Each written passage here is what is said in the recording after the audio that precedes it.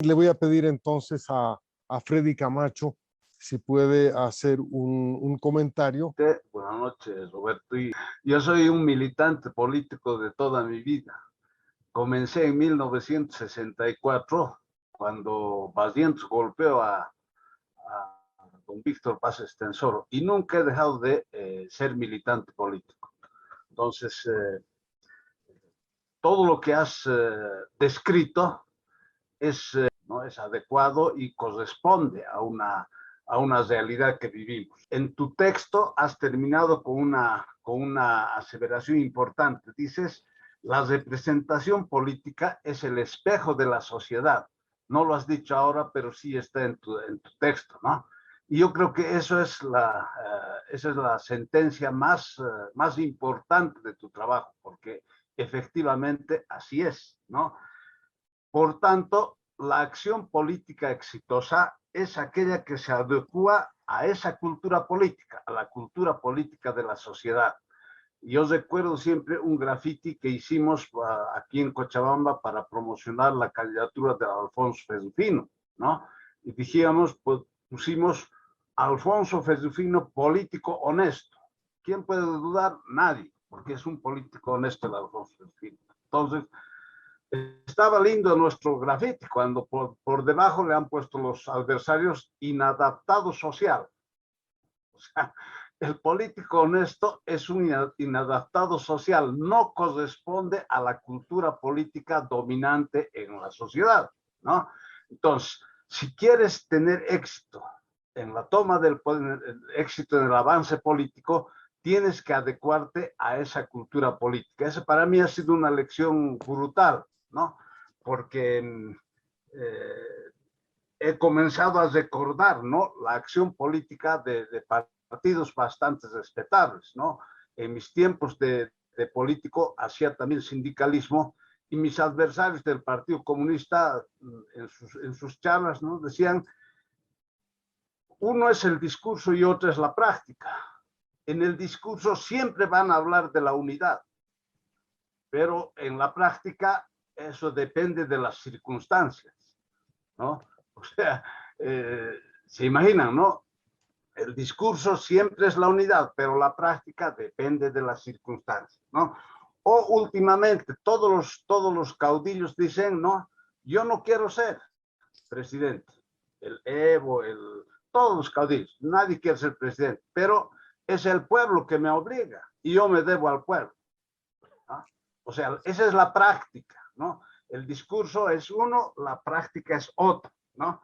El caudillo dice, yo voy a gobernar con los más capaces, ¿no? Pero después a contrapelo en lo interno dice, más vale 1 gramo de lealtad que 1 kilo de inteligencia o de capacidad, ¿no? Entonces, ¿qué es lo que realmente valora? ¿No? Y esa valoración, esa distancia entre el discurso y la práctica no es solo de los partidos políticos, lo ves en todos los órdenes de la vida social, de la vida cotidiana y de la cultura general de la sociedad, ¿no? Entonces, lo ves en los sindicatos, lo ves en todas partes, ¿no? Entonces, para mí esas son enseñanzas de vida, ¿no? Entonces, yo digo, en la práctica, ¿no?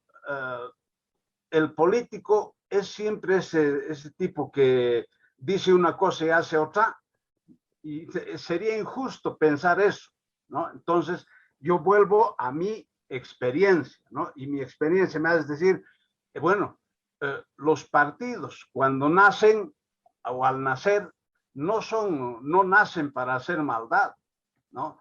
Sino nacen imbuidos de un idealismo, por lo menos los partidos que yo conozco. Mi experiencia en el MIR me lleva a decir eso, ¿no? El MIR nació con altos ideales, ¿no? Y además con un diagnóstico parecido al que nos hace la Marité, ¿no?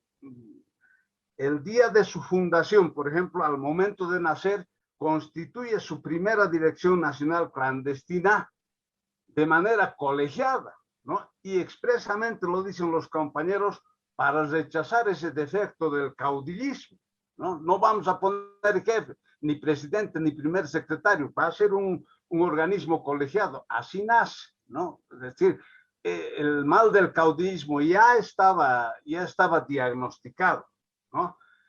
También veían la necesidad de que había que institucionalizar, como como no hemos podido hacer un congreso, esta directiva va a ser provisional hasta que podamos hacer el congreso, ¿no? Entonces, también había la intención de institucionalizarlo, ¿no?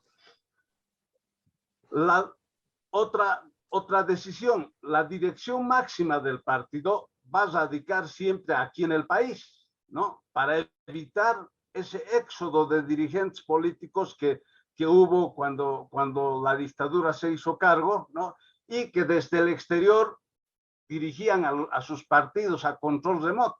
Entonces, para evitar eso, dijeron, las autoridades, los que dirigen el partido van a estar aquí en la lucha, en Bolivia, ¿no? No hay dirección en el exterior. De esa manera, por ejemplo, no lo nombraron a don Jorge Ríos Dallens, que era uno de los teóricos, uno de los dirigentes más esclarecidos del MIR naciente, pero no fue parte de esa dirección porque estaba en el exilio, ¿no? Y que le correspondía el liderazgo en ese tiempo. Entonces, así ha nacido el MIR, con esos ideales, con esos propósitos de cambiar la política, de cambiar la cultura política, ¿no? Eso le ha durado toda la lucha antidictatorial, ¿no? Hasta el 82. El 82 se llega al gobierno como parte de la UDP, y bueno, en esos 2 años de gobierno del 82 al 84, el MIR se multiplica, ¿no? Aparecen 3 MIRes, ¿no? Y se multiplica por 3, el MIR Masas, el MIR Bolivia Libre y el MIR Nueva Mayoría Nacional, ¿no? Y esa multiplicación del MIR, ¿no? Se debe a, unos dicen a temas ideológicos, etcétera, pero en realidad, en el fondo, está el tema del manejo del poder y el manejo del acomodo a la cultura política dominante, ¿no? El MIR Masas, ¿cómo se ubica? Dice, en este país, por la vía del partido no se tiene éxito. Lo que vale es la Central Obrera Boliviana. Y para estar en los puestos más altos de la Central Obrera Boliviana, necesitamos deshacernos de la parte derechista del MIR, ¿no? Entonces ellos salen, ¿no? Como MIR Masas y se dedican a ser partido que logre espacios en la Central Obrera Boliviana, espacios de dirección en la Central Obrera Boliviana. Por su parte, el MIR Nueva Mayoría dice, no, tenemos un liderazgo que ya no es un liderazgo solo del MIR, es un liderazgo nacional, ¿no? Y ese liderazgo, el líder nacional dice, bueno, mientras en las calles las masas me aclaman, aquí la dirección nacional de 300 tipos no me cuestiona. Le hacemos un cortocircuito a la gente en su cultura cuando hacia afuera yo soy el líder, pero hacia adentro hay otro líder, ¿no? Hay otra instancia de poder que no me deja surgir, ¿no? Entonces, eso también es otra manera de acomodarse a la cultura dominante, ¿no? Entonces, toda esa impronta con la que nació el mirismo, ¿no? En ese tiempo se acaba y terminan al final los 3 MIRes transando, ¿no? Transando con la cultura política dominante, ¿no? Eso explica, ¿no? Cómo el MIR Masas transó primero con Lechín y después, cuando fue MCM, transó con el Evo Morales. El MIR Nueva Mayoría se hizo presidente con los votos de ADN, que le llamaron el salto de los ríos de sangre, etcétera, etcétera, ¿no? Y el MIR Bolivia Libre, que nació contra el neoliberalismo, transó con el Gonzalo Sánchez de Lozada primero y aquí en Cochabamba transó con el Manfred Reyes Villa, ¿no? Entonces, se adecuó el mirismo, se adecuó a la cultura política tal como lo describe la María Teresa Segada, ¿no? En sus tres vertientes, porque solo así pudieron lograr espacios de poder. Entonces, vuelvo a decir, ¿no? Los fundadores de los partidos, no sé si todos, pero sí los que conozco, ¿no? Tenían ideales y valores democráticos y de servicio al pueblo en el momento de su nacimiento. Yo creo que el MIR del sexenio del 46 al 52, ¿no? Tenía también esas características, ¿no? Si pensamos en el Víctor Paz de ese tiempo, en el Lechín, en el Siles, en el Guevara, en toda esa pléyade, ¿no? Yo creo que tenían visión también de servicio al pueblo y para hacer las transformaciones que hicieron, ¿no? Lo mismo el MIR de la resistencia a la dictadura del 71 al 84, como les cuento, y el más del Filipo Escobar y los luchadores contra el neoliberalismo de los primeros tiempos, creo que también tenían esa impronta, ese propósito, pero finalmente se han ido adecuando, han sido absorbidos por la cultura dominante, ¿no? Entonces, para mí esa es una explicación, si quieren, de por qué el diagnóstico que nos hace la María Teresa Segada. Yo digo, no, los políticos y las organizaciones políticas no son los responsables de esa cultura política, sino más bien han resultado ser los chivos expiatorios, ¿no? de esa situación. Porque la acción de los grupos que han llegado al Estado siempre han sido antipolíticos. Recordemos el MNS cuando fue gobierno, el control, es decir, solo ellos podían hacer política, el resto era víctima del control político, ¿no? Durante las dictaduras era prohibido hacer política, ser política era ser delincuente subversivo, ¿no? Y en la actualidad es igual, ¿no? Cualquier conducta tachada como conducta política es vista como sospechosa de negativa y de mala. Entonces, para mí, lo político y la política ha sido convertida en un chivo expiatorio y es por eso que se ha convertido el independentismo en todo este tiempo en una virtud, ¿no? Ser independiente es prestigioso, ser militante es una lacra. Por eso se han dividido. Para participar en política, en lugar de entrar al MNS, habían los amigos del GON, ¿no? O para entrar, o para hacer política en los sindicatos, había que disfrazarse, digamos, de sindicalistas puros, o disfrazar la actividad política como actividad cívica, ¿no? Nosotros hacemos civismo, acción cívica hacemos, no hacemos política, ¿no? Entonces, para mí, vuelvo a decir, se ha convertido lo político y los políticos en un chivo expiatorio. Me parece importante ese esfuerzo que tenemos que hacer todos para cambiar la cultura política, ¿no? No creo que haya que adecuar la legislación a los modos de actuar, porque la legislación, la norma siempre es el deber ser, ¿no? En todos los campos de la vida es el deber ser, ¿no? No podemos adecuar el código penal a la flexibilización de que los delitos no sean delitos, no podemos hacer, ¿no? Entonces siempre es el deber ser y más bien yo pienso que eso hay que mantener y lo que sí hay que hacer otro tipo de ajustes, ¿no? Me parece bien plantearse transformar la cultura política a través de los liderazgos políticos, que es en el fondo la intencionalidad de decir, transformemos los partidos, transformemos los liderazgos para que el valor pedagógico del ejemplo de la conducta de estos cambie en algo la cultura política, porque eso no se cambia de la noche a la mañana. Sabemos, 200 años estamos tratando de estructurar una democracia y todavía no lo hemos podido hacer, ¿no? Algunas pistas de trabajo más yo diría, ¿no? Renovar el paradigma de análisis de las ideologías.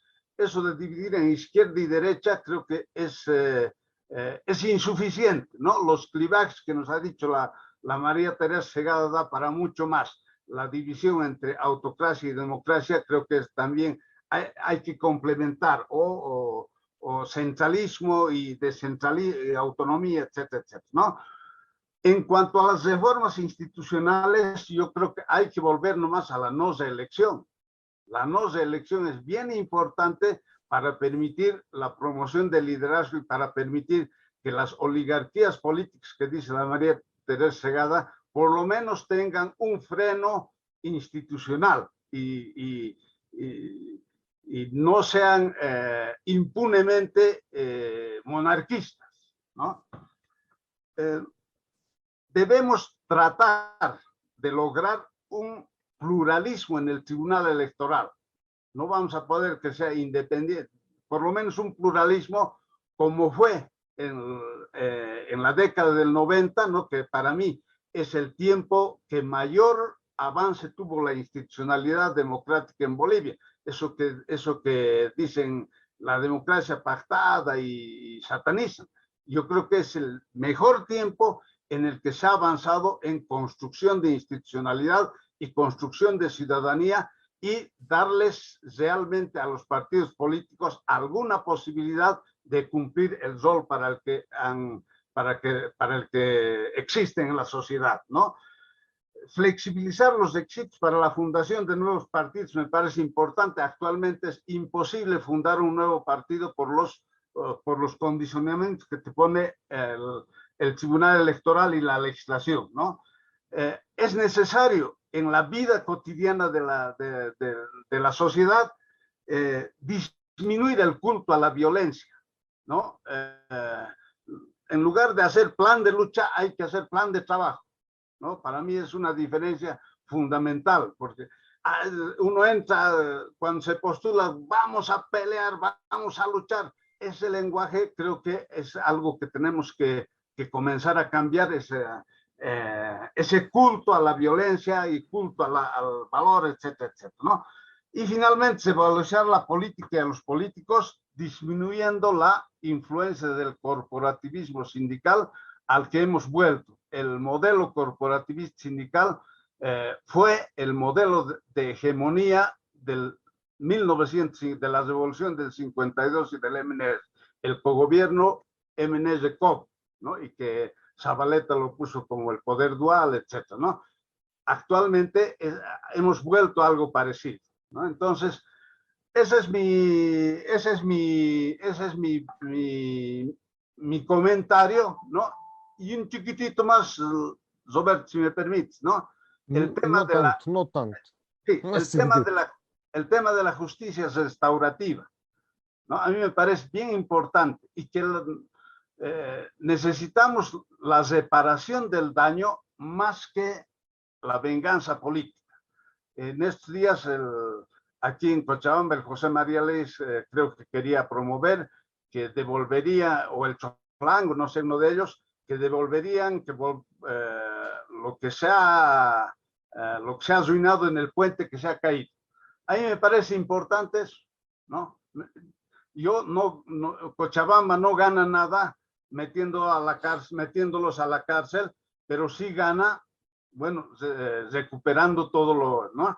Entonces, a mí me parece importante cambiar también en la mentalidad de los políticos ese detalle. Gracias.